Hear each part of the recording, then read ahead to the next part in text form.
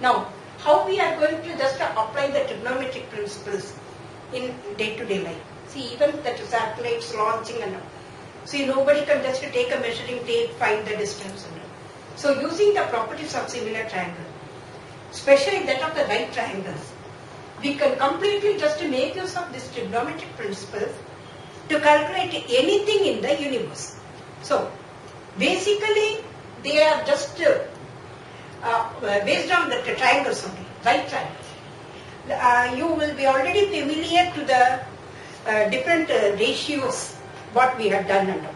Now, there are some standard angular measurements for which I don't say that you have to learn it by heart, but I'll tell you how you can just remember. For example, there are two types of special triangles. One is equilateral triangle. Other one is right isosceles triangle. Why we call it special triangle? Equilateral triangle is equiangular as well as equilateral. It's a regular figure. Right isosceles, when you classify triangles according to sides, you just call it equilateral, isosceles and scaling. When you classify according to angles, you call it acute, right and obtuse. But the right isosceles can be classified under both. That's the reason why it's a special triangle. So, now, this is 60, 60, 60. If you draw altitude or median or angle bisector, all these things will be coinciding over each other.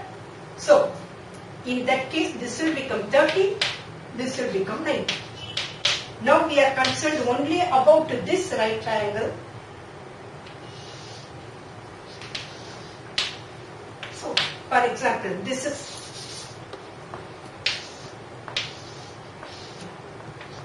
30, this is 60, this is 90.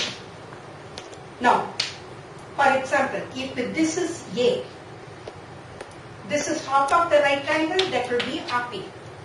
This is A square minus half A square will be using Pythagoras theorem. Half A square will be 1 by 4A square, which will be giving you 3 by 4A square. Root of this will be root 3 by 2A. So, this is a special triangle whose measurements are opposite to hypotenuse. The longest side will be A. Opposite to 30 degrees, it will be half A. Opposite to 60 degrees, it will be root 3 by 2.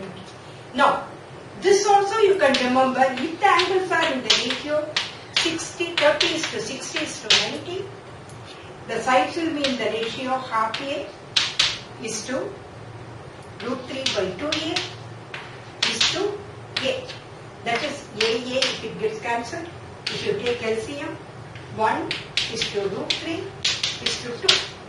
Root 3 value is 1.7 something. See, the smallest angle, it's opposite to 1. The largest angle, 90 degrees, it's opposite to 2 units. So, this will be root 3. You remember only this. If you have doubt immediately, then and there you just down. 1, root 3, 2.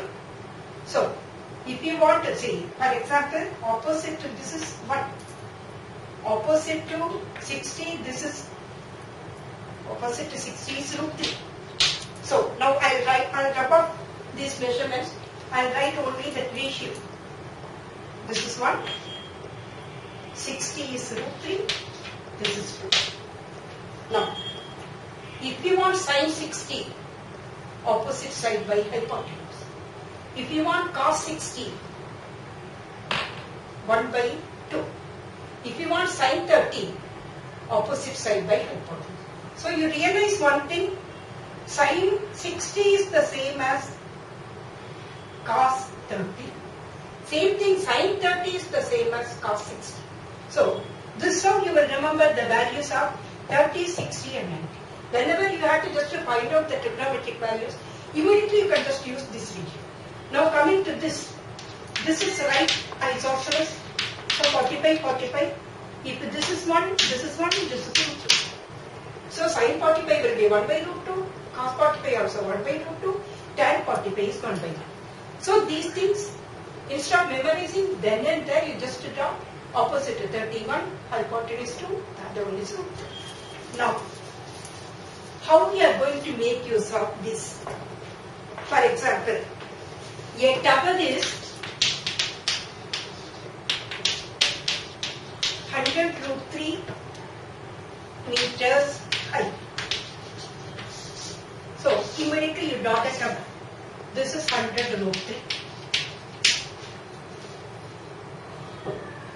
Find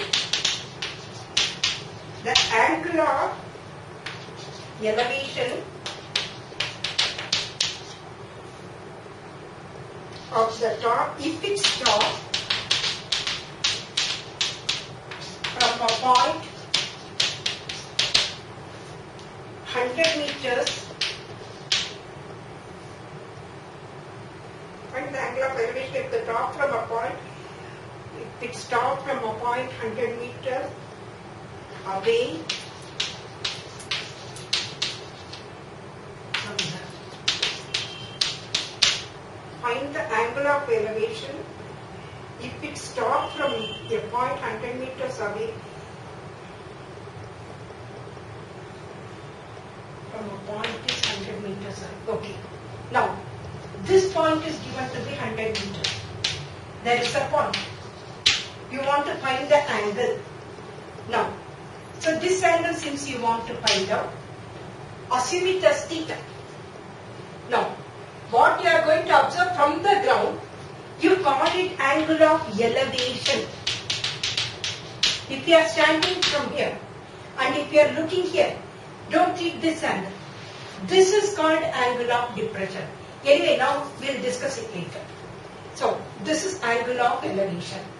So, from a point 100 meter away from this, you are looking at the top.